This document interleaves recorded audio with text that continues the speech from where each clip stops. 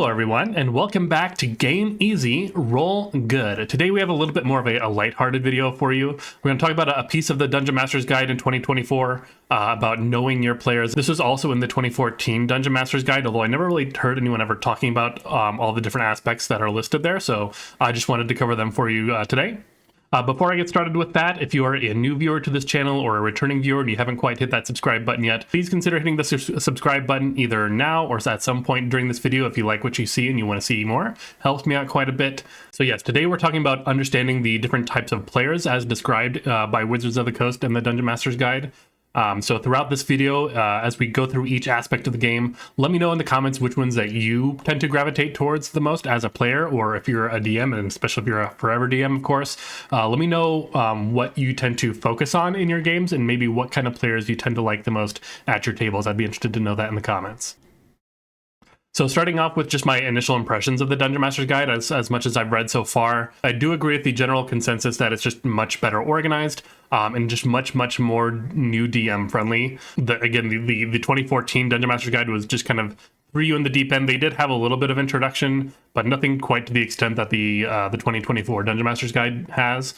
So if you have ever considered being a DM at all, but the DMG was maybe just like a little too intimidating for you in 2014, consider picking up the Dungeon Master's Guide, or maybe go to your local game store, kind of look through it, see if it's something that makes more sense to you, and then consider maybe putting something together that way. I was also kind of surprised by the lack of plugging D&D Beyond as sort of the online tool of choice for Dungeons & Dragons. I was a little worried that they would kind of be very shameless about that, but they didn't plug it really much at all. I don't think maybe at all. I don't think it's mentioned maybe in like I just checked the credits at the front of the book and they don't even mention it there. So I appreciate the restraint on their part. And I do think that part of the reason that the 2024 Dungeon Master's Guide has been generally more well received than the 2024 Player's Handbook is just these sort of general approaches that they take to these two different kinds of books. One is definitely more descriptive, whereas the other one is more prescriptive. And what that means is that a descriptive approach is that it tells you how things are, how things work. It's kind of the hard rules of the game or the hard rules of whatever it is that you're talking about. Whereas a prescriptive approach is kind of how things could be or should be and are more suggestive in that way. So the Player's Handbook in this case is a very descriptive book. It is the hard rules of the game. It tells the players how to build their characters, how certain dice rolls work, how certain mechanics work, and everything like that. Whereas the Dungeon Master's Guide is much more, hey, if you want to do this thing, this is how you could do it. This is how we would do it if you want to do it this way, or you can kind of change the rules as you see fit. So I think, especially as far as the beginning of the Dungeon Master's Guide goes, where it talks a lot more about kind of putting the table together, like getting together, like how to organize a game of Dungeons and Dragons, or just any tabletop role-playing game in general. How to create and facilitate a fun experience for everyone at that table is not just the purview of the DM, it is the purview of the players as well, because everyone is there cooperating together. So in my opinion, I think the Player's Handbook could have used a little bit of that at the beginning of the book as well. So moving on to the actual content, the Know Your Players section, again, it talks about different aspects of the game that the players, again, not the characters, that the players would enjoy about the game. This isn't specific to the 2024 Dungeon Master's Guide. It is in the 2014 Dungeon Master's Guide as well. But again, I haven't really seen anyone actually talk about these. There's usually only two aspects of the game that I ever hear like arguments or debates back and forth on, and that of course is role-playing versus optimizing. Role-playing in this sense would be the actors or acting category, but the DMG moves on to describe acting, exploring, fighting, instigating, optimizing, problem solving, socializing, and storytelling. These are the different aspects of the game that they say that players would come to the table for if they want to play a tabletop role-playing game like Dungeons & Dragons. So the Dungeon Master's Guide not only describes what each of these aspects are and how they relate to the game, but also how to if you are the DM, how to engage players who enjoy these specific things. And then to put my own little spin on it, I'm also going to include which other aspect I think that each aspect has the most in common with, as well as the aspect that I think they have the least in common with. So if you are a person who, of course, identifies with a particular aspect of play, you might be like, yeah, I think that, people who tend to enjoy this other aspect of play, I tend to have the most friction with, and because we're just trying to do different things. And maybe that's something you can kind of keep in mind and maybe work on if you run into situations like that. In addition to that, I'm also going to include just what I think the strengths of players who focus on that aspect of the game are, as well as maybe some traps or pitfalls that they might run into. So getting started, we'll start with acting. So acting, as defined by this, says players who enjoy acting like to embody their characters' personalities, perspectives, and attitudes.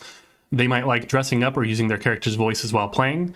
They enjoy social interactions with NPCs, monsters, and their fellow party members. Engage players who enjoy acting by giving them opportunities to develop their characters' personalities and backgrounds, allowing them to interact regularly with NPCs, highlighting the role-playing moments of combat encounters, as well as incorporating elements of their characters' backstories into the adventures. I think people who enjoy the acting aspect of the game are definitely share the most in common with people who also enjoy the storytelling. Acting is sort of the active act of storytelling, whereas someone who enjoys storytelling is maybe more passive. They want to sort of experience and kind of live in the story, but not necessarily act out their own character. And then I think they share the least in common with optimizing. And then this, of course, is not to raise the old debate that actors aren't optimizers and optimizers aren't actors. Like you can't be one or both at the same time. Obviously you can. I just think that they approach the game from basically opposite sides.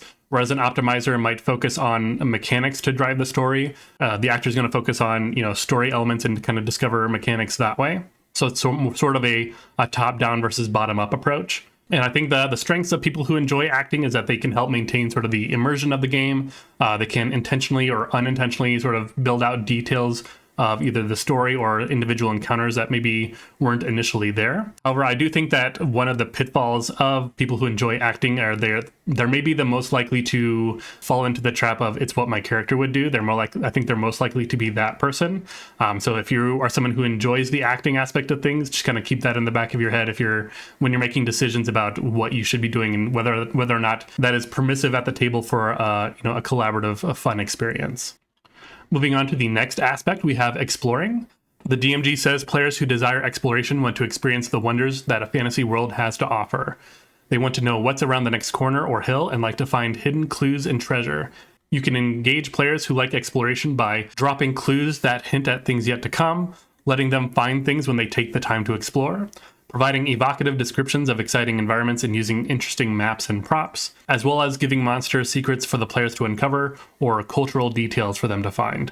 I think exploring might have the most in common here with problem solving, because you're kind of wanting to kind of find out different things and you might be kind of keeping those in your head. You might not be actively trying to problem solve, but you do care about specifically what is around you and how it affects different things. I think would have the least in common with socializing, and socializing is probably the most unique aspect of the game because it doesn't really have anything in common with any of them. But I think it has the least in common with exploring, just simply because if you are someone who likes exploration, you are kind of keyed into the game and what's going on. So you're going to be definitely paying a lot more attention to what's actually happening in the story. I think one of the strengths of people who like exploration is that they'll never leave any stone unturned. It's always a little bit, I don't consider myself someone who really likes exploring, although I am one of those people who likes to uncover all of the map. It always surprises me when I'm reading about people who have played certain adventures that they missed certain things or didn't go to a certain place. I'm like, well, why didn't you do that? You were on that map. Why didn't you discover this one thing that's other there? And same with the Baldur's Gate 3, when people missed, they could never find Astarion or they could never find Karlach, although Karlach is kind of hidden away. But it's you didn't take the time to just, uncover all the black spots on the map. Why wouldn't you take the time to do that, right? But, someone who enjoys exploration is absolutely never going to miss those things. And sort of on the flip side of that, because you never miss those things, someone who enjoys exploring is probably more likely to lead the party into danger or traps or, fight monsters that you otherwise could have avoided by not going to a certain place. So that is something to keep in mind when you're exploring as well, to maybe take a little more caution when you go there. Moving on to fighting, of course, players who enjoy fantasy combat like the excitement of battling villains and monsters. They thrive in situations that can be best resolved by combat, favoring bold action over negotiation or investigation. You can engage players who like fighting by springing unexpected combat encounters, vividly describing the havoc their characters wreak with their attacks and spells, and include combat encounters that with a large number of less powerful monsters so they can feel like they're doing a lot of work. I do think that fighting has the most in common with instigating. I don't think that fighters are inherently optimizers. You don't need to optimize to enjoy swinging a sword or casting fireball or things like that. But the players who do want to do those things are the people who are going to be looking to start trouble or kind of push for combat. And then I think they would just have the least in common with storytelling. I don't think that people who enjoy fighting care as much about what's going on with the story insofar that it leads them to the next combat. I think one of the strengths of fighters is that they are more likely to be better at combat, even if they're not optimizers and doing the absolute best thing and having the most powerful build. They can definitely help end those encounters much more quickly. Or maybe the people who don't enjoy fighting as much, maybe they don't tune out necessarily, but they're not necessarily looking at strategy or anything like that. They're just kind of hitting whatever's in front of them. And I think one of the pitfalls of people who enjoy fighting is that they're more likely to not only push for more danger when you're trying to maybe negotiate your way out of a situation. They want to start a fight, and that can lead to taking unnecessary damage and getting in fights and ruining relationships that you could have maybe turned to your side. As well as these might be the players who are more likely to tune out when it's not in combat. So if you are a player who enjoys fighting, I enjoy combats as well. I think that's one of the more fun aspects of Dungeons and Dragons specifically.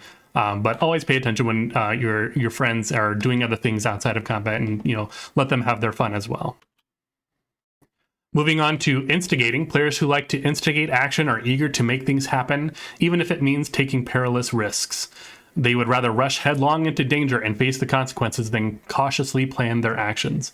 You can engage players who like to instigate by allowing their actions to affect the environment, including things in your adventures to tempt them, letting their actions put the characters in a tight spot, as well as including encounters with NPCs who are just as feisty and unpredictable as they are. Much like fighting, I think that instigating has the most in common with people who enjoy fighting, not because they like fighting necessarily, but because that's sort of the easiest thing to make happen. And then I just think that much like sort of the explorer, I think they have the least in common with socializing. And again, we'll talk about socializing when we get there. But in order to be an instigator, you need to know what's going on and be paying attention so you know what buttons to push to make things happen. I do think that the strength of people who do like instigating is that they're good in groups who regularly get sort of the analysis paralysis or just take a lot of time to make decisions without actually making a lot of progress. I don't consider myself much of an instigator, although I did have one character who was basically that. That was kind of their whole personalities where, if we got stuck at a door and someone was like, how are we going to get through this? Well, my character would be like, if you don't make a decision in the next minute, I'm just going to go through that door however I can, whether it's breaking through it or ripping it off its hinges. I'm going to go through that one way or the other, just as a means to, keep things moving along. On that note, sort of the flip side of that, much like the person who likes exploring, you're more likely to put yourself at risks by just going through a door that is trapped without checking it for anything, or just putting yourself in danger that isn't otherwise necessary. And the more negative side of that is that you can also put the party in unnecessary danger, and that's maybe one of the biggest risks that people who enjoy instigating take, is putting the group in unnecessary danger, which can not only cause bad feelings between the characters, but it can also cause bad feelings at the table if they're just repeatedly getting into bad situations. Moving on, we have optimizing. So players who enjoy optimizing their characters' abilities like to fine-tune their characters for peak performance by gaining new levels, new features, and magic items. They welcome any opportunity to demonstrate their character's excellence. You can engage players who enjoy optimizing by using desired magic items as adventure hooks and rewards, include encounters that let them leverage their character's most potent abilities, as well as providing quantifiable rewards like experience points for non-combat encounters. I don't know how many people actually use experience points. If you use experience points at your table, let me know how you actually do that, if you just follow the normal systems in the books or if you've come up with your own system. Pretty much everyone that I know personally, as well as just most of the things that I've read online, people just use milestone. And even technically, milestone is sort of our shorthand for it. Milestone, as defined by the DMG, is something entirely different. Either way, optimizing, probably, again, the most divisive aspect of this. People tend to give optimizers a bad rap just because they tend to, I guess we'll talk about it in a second here, but while optimizing is typically geared towards combat, I don't think that they necessarily have the most in common with fighting. I do think that they have the most in common with problem solving, because optimizing kind of by definition is a form of problem solving. It's rather than using sort of narrative elements to solve a problem, they're going to use, again, mechanics and rules to solve a problem. So again, it's that same sort of top-down versus bottom-up approach. And you'll even notice in the description of optimizing that it doesn't necessarily call out combat. You can optimize for being the best kind of persuader and liar. You can optimize for being the most perceptive person and having just all these different ways for noticing things around the game. You can also optimize for controlling dice rolls and having all the different abilities that allow you to determine the outcome or affect the outcome of a roll, things like that. The most common one for sure is by far optimizing for combat. And then I would say, of course, they have the least in common with acting. And again, this isn't to say that optimizers can't be role players and role players can't be optimizers, but they just tend to approach the game from different sides. Then I think the strengths of optimizers is that they will most often excel at combat, or they'll have a particular aspect of the game that they do excel at. And because of that, they're generally going to have an answer for any situation. And if they are optimized for combat, they are more likely to be able to make an otherwise deadly encounter a little bit easier on the party, so that they can sort of carry in that sort of way. On the other side of that, I think the pitfalls of optimizers is that they can sometimes optimize the fun out of the game, especially if you're at the table is mostly people who aren't optimizers. Optimizers are probably the people who also are more likely to end a combat too soon. So it can be less fun for the party if things get over too quickly. If you just kind of one-shot the boss or kind of cheese the encounter in some way, sometimes that can be like, well, that wasn't actually satisfying. And so as an optimizer, I think you kind of need to keep in mind, especially if you're maybe the only one at the table, when to pull your punches and kind of when to lean into the bit, or just make intentionally less optimal plays, especially when you know that you are in a low stakes situation.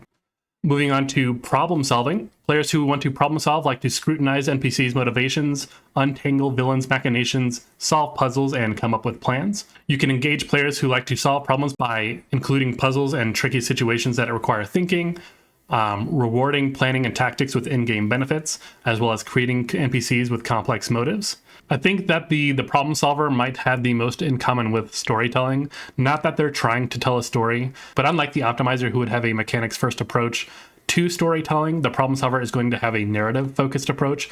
They're less worried about what does my sheet allow me to do, and they're more maybe concerned with what is it that has been presented to us that allows us to solve this problem. And much like some of the other ones, I think they have the least in common with socializing, because much like the other ones that I said have the least in common with socializing, people who like problem solving need to be keyed into what's going on and be able to remember what's going on in the story, what has happened recently, or what has happened far in the past that could be relevant again now, things like that. So I think the strengths of people who enjoy problem solving is that they're more likely to be the person who takes notes. They're more likely to be the ones who bite at plot hooks and sort of quest lines and things like that, as well as they're more likely to be the people keeping the party on track instead of sort of getting digressed and going off and doing something else. Maybe a pitfall to being a problem solver is that you're more likely to maybe get lost in your own sauce and create your own red herrings, and maybe overcomplicate a simple problem, such as opening doors and things like that. And then moving on to socializing. So again, I said socializing is sort of the unique aspect here because it isn't actually related to the actual game at all. It is defined in the Dungeon Master's Guide as many groups include players who come to the game primarily because they enjoy this social event and want to spend time with their friends, not because they're especially invested in any actual part of the game. These players want to participate, but they tend not to care whether they're deeply immersed in the adventure, and they don't tend to be assertive or very involved in the details of the game, rules, or story. As a rule, don't try to force these players to be more involved than they want to be. So the person who enjoys socializing is unique among the other aspects because, again, they aren't necessarily here for the game itself. They're just here for the vibes to hang out with their friends. And so as a result, they don't really have anything in common or least in common with any of the other aspects. However, that doesn't mean that they don't provide any value to the table. I do think that because they are more detached from the game, in particularly stressful situations, they're more likely to be the person that kind of keeps the mood light for everyone else.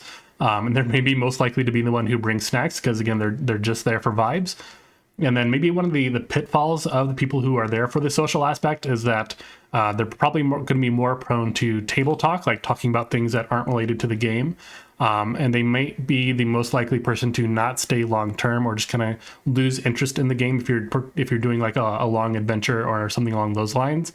So if you do have a lot of people who are just kind of there for the social aspect, you might be better off just kind of doing one-shots or shorter span adventures because maybe that's not something that they want to do every time that they come to hang out with their friends. And the final thing that might be a pitfall for players who enjoy socializing, even though they are able to keep sort of a lighthearted mood in stressful situations, in some situations, like maybe like a character death when it's really sad and kind of other players are kind of getting their feelings about it, they might not read the room appropriately and kind of make jokes when someone is kind of going through a time with their character. And finally, we're moving on to the last aspect of storytelling. So players who love storytelling want to contribute to a narrative.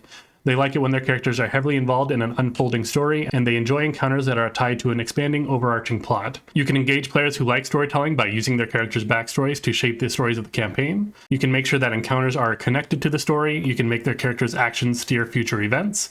You can give NPCs characteristics and connections that adventurers can explore and uncover new adventure opportunities, as well as including plot elements that call back to decisions the adventurers had made earlier. So basically kind of the everything is sort of connected style of play. No surprise that they have the most in common with acting, although like I said with acting, I think that the difference between them is that acting is active, whereas someone who enjoys storytelling is more passive in the way that they experience the game. You know, they might be looking to, you know, cause change or anything like that, but maybe they just kind of want to experience it. They want the DM to kind of tell them how their character kind of emerges and fits within the world. And then I only say that they have the least in common with optimizing because you can't really optimize for story.